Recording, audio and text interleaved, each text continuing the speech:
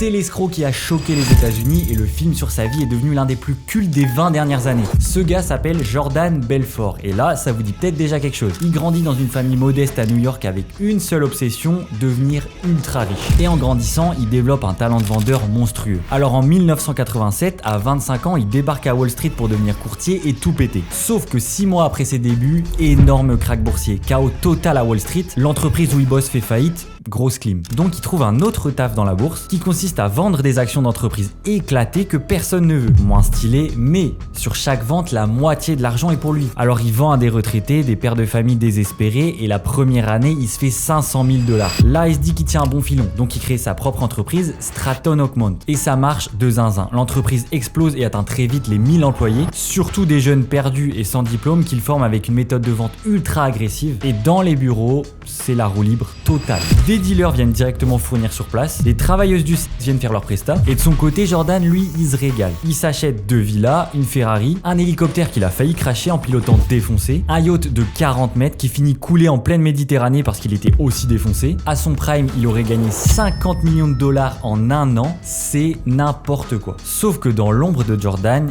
il y a Gregory Coleman, un agent du FBI ultra investi qui charbonne jour et nuit pour le coincer. Et en 1998, après des années d'enquête, il réussit à l'arrêter. Alors pour réduire sa peine, Jordan balance absolument tout le monde. Ses associés, ses employés, ses potes. Grâce à ça, il est condamné à seulement 4 ans et reste 2 ans en prison. Et dans sa cellule, en attendant de sortir, il écrit son autobiographie dans laquelle il raconte toutes ses dingueries. Le titre du livre, c'est un surnom qui s'invente totalement, le loup de Wall Street. Gros succès pour le livre. Martin Scorsese l'adapte et réalise alors le film que vous connaissez tous avec la perf stratosphérique de Leonardo DiCaprio, quasiment 400 millions de dollars au box-office et un impact culturel énorme.